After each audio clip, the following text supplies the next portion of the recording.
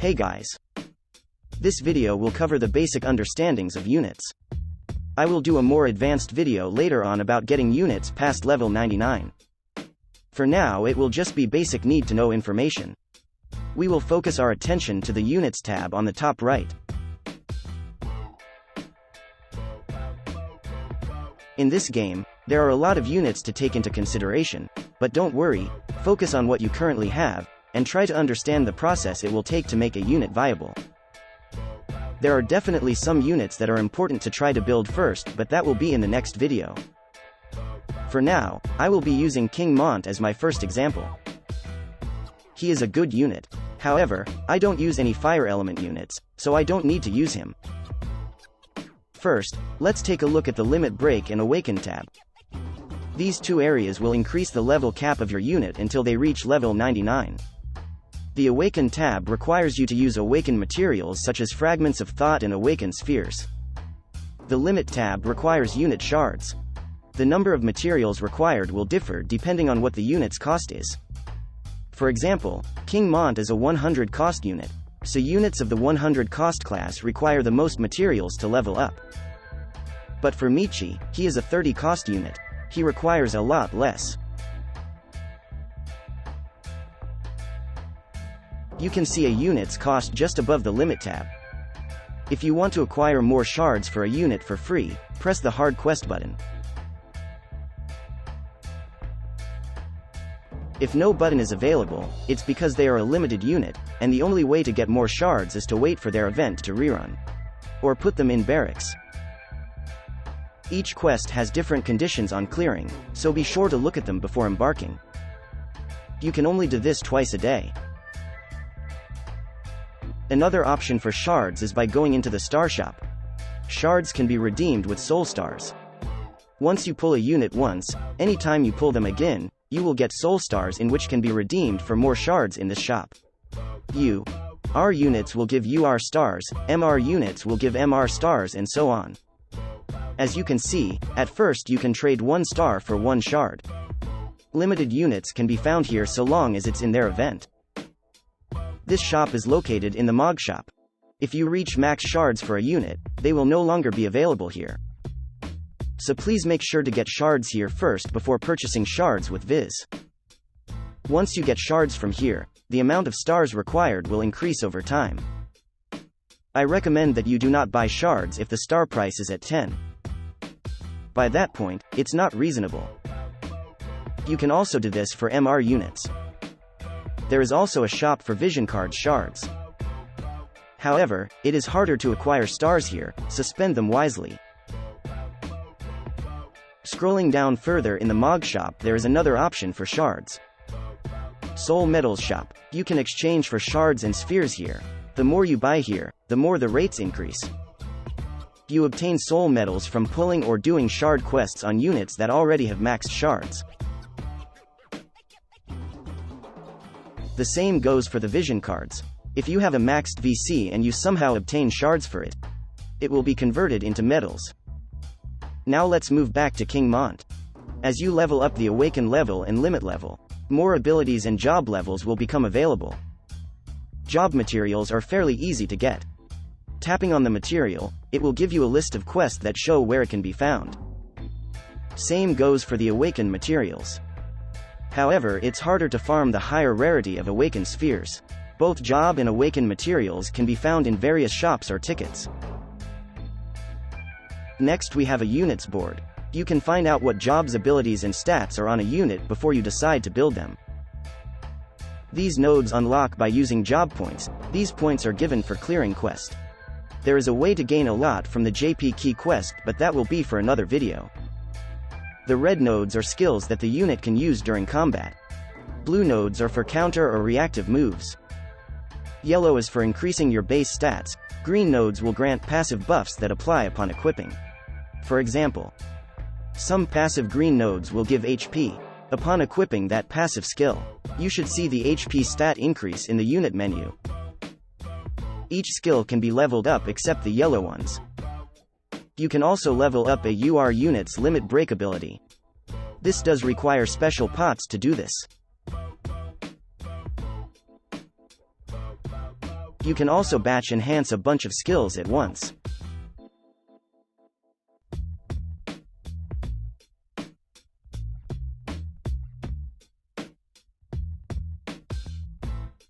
Ability set is a way to customize the skills on a unit. Here, you can set what passive skills, counters, and sub-jobs you want on a unit. I currently don't have any for Mont, so I will switch to another unit. This unit I'm about to switch to is a unit I highly recommend you build.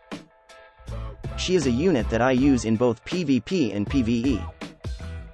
Also, she is a SR unit, so acquiring her shards should be way easier.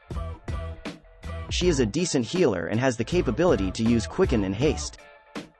The one and only Phoebe, I have been using her since day 1, and hasn't disappointed. I have most of this unit's board completed and leveled up. It's not necessary to level up each skill because there is a chance you may never use certain skills. By tapping and holding on a sub-job or main job, you can see what skills are available in that category.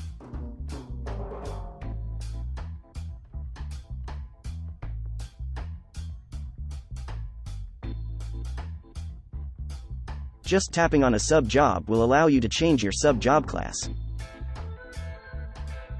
In this menu, it will allow you to turn on or off skills. Sometimes this is necessary if you are trying to manipulate the AI in auto battle. You will also be able to see what skills required TP or AP. TP skills are typically skills that buff or heal a unit. AP skill are primarily attack skills. Most mages will have a higher base AP value at the start of a battle. In comparison for Mont, he does have AP but not as much. Using TP skills in battle will generate AP points. Basic attacks or picking up crystals will also do the same.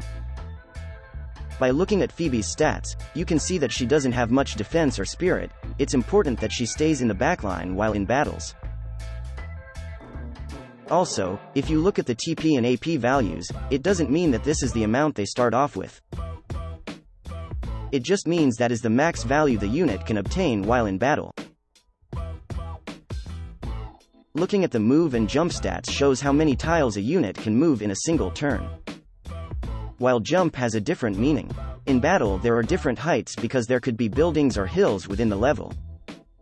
A unit with jump 1 means they can move a height elevation of 1 up or down while moving around. So climbing stairs is possible, so long as the height elevation between each tile is 1.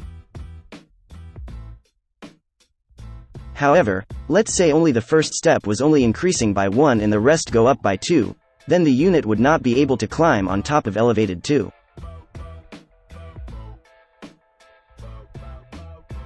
There are a number of ways you can increase a unit's movement by gear and support abilities.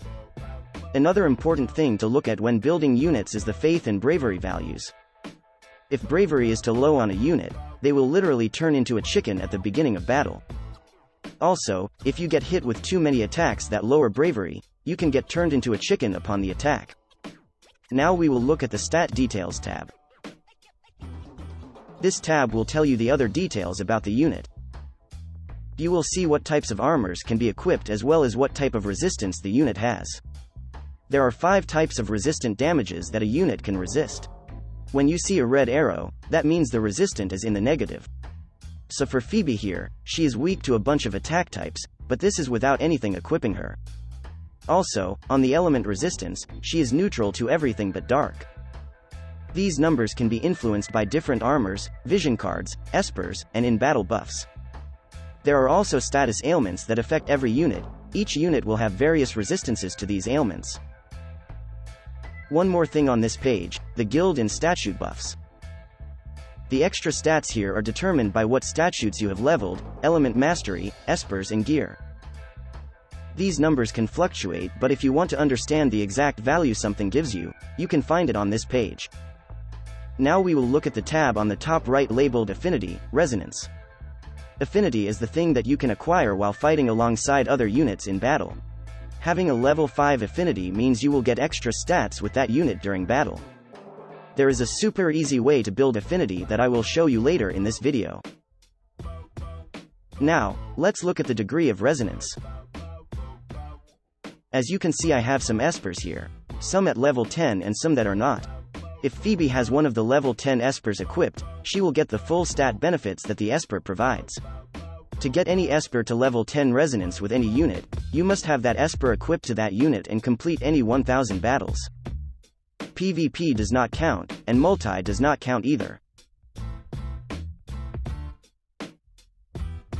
One more thing I forgot to mention is a unit's master ability. Every unit has one with various different buffs.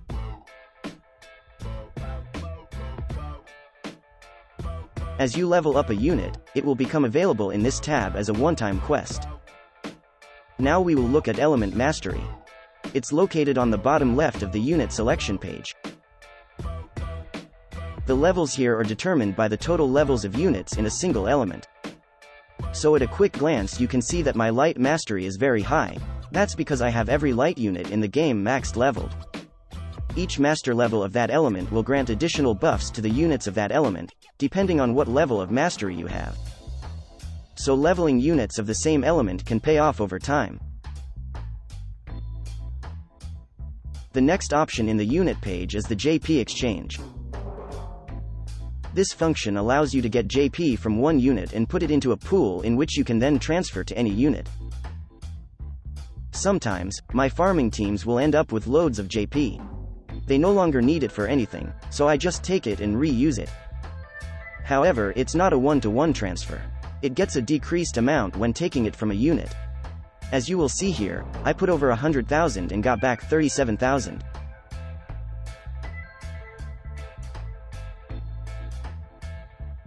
But now I have that amount I can give to anyone.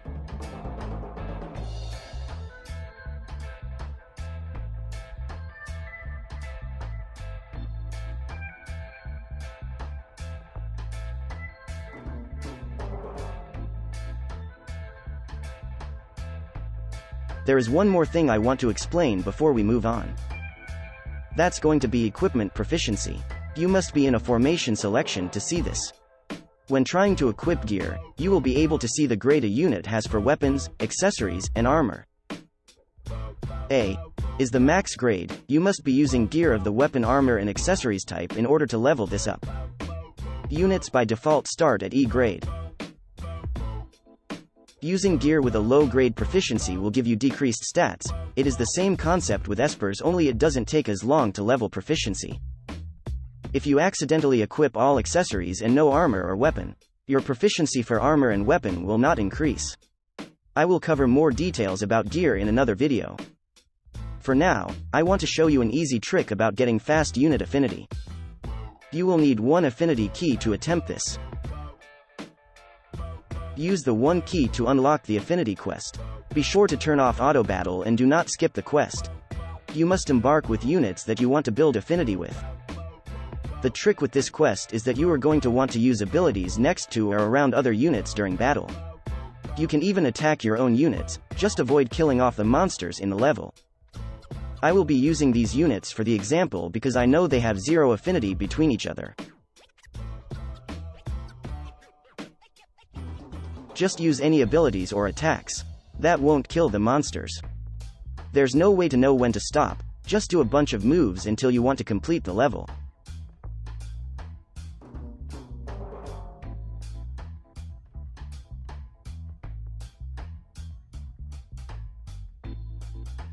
Now you will see what happens when you do this method. Nearly maxed out a few affinities with just one attempt. That just about covers the basics need to know information about units and the stats they have. I will do another video later on going into the more advanced side of units, but for now, hopefully, this gives you some idea of how it functions. Thanks for watching.